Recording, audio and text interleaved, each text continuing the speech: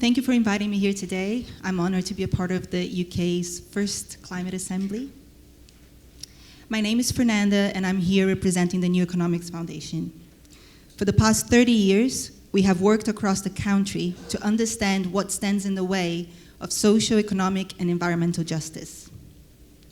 You've already heard today about how our economy has an impact on everything. But the way the economy works is something that we, as a species, have power over. We have the power to change it. We make the policies. We can choose what we invest in and what kind of things we produce. We can choose to support vulnerable and more deprived communities. So not changing the economy when it's not working to deliver the things that we need, the things that we care about, is also a choice. We are overdue in the UK in economic transformation.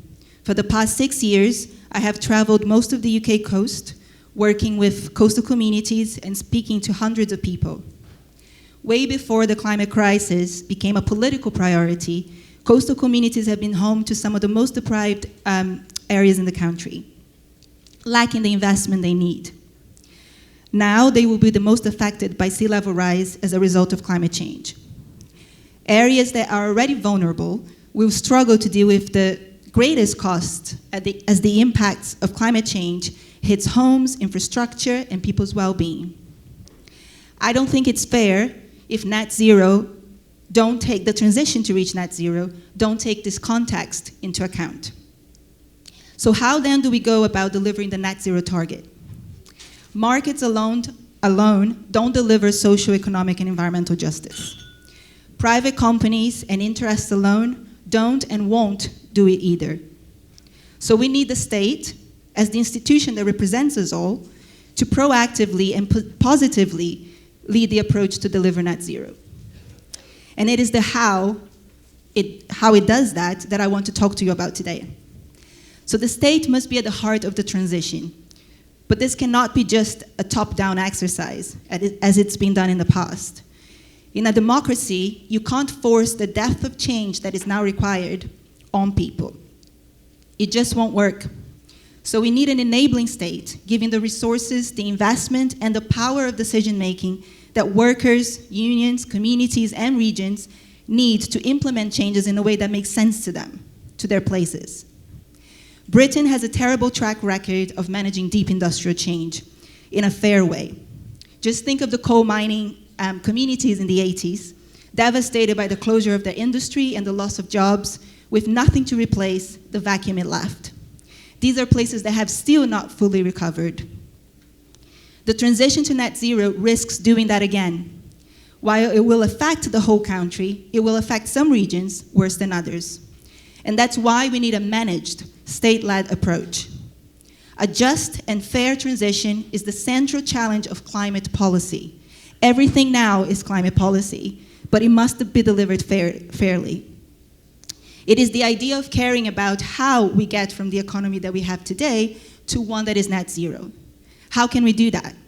Well, policies could carry on doing the things the same way that they have been, only caring about prices and lines on graphs and whether in the big picture we are going in the right direction. Ignoring that people aren't lines on graphs and that fixing the climate isn't the only problem our economy faces. A state-led approach that delivers a just transition designs net zero climate policies to be fair and be seen to be fair. That means paying particular attention to how they're paid for, who is the perceived beneficiary, and who loses out. The transition will cost money, of course, but do not believe people who say we can't afford it. What they mean is we don't want to pay for it, and that's a very different thing.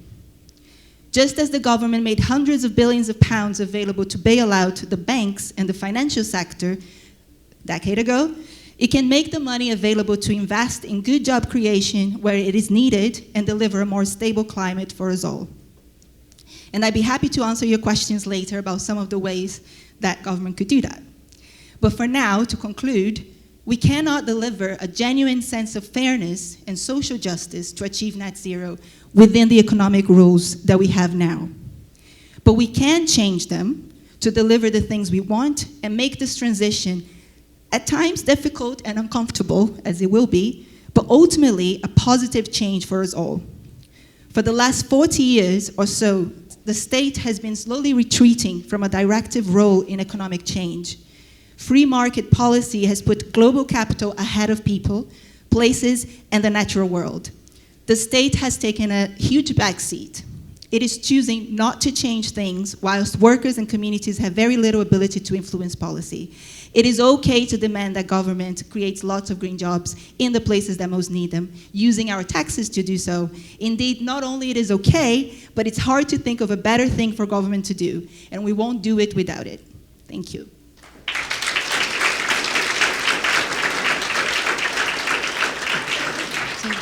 Fernanda, thank you. Just to anticipate some questions that we'll now get, would you mind just quickly explaining what you mean by the state?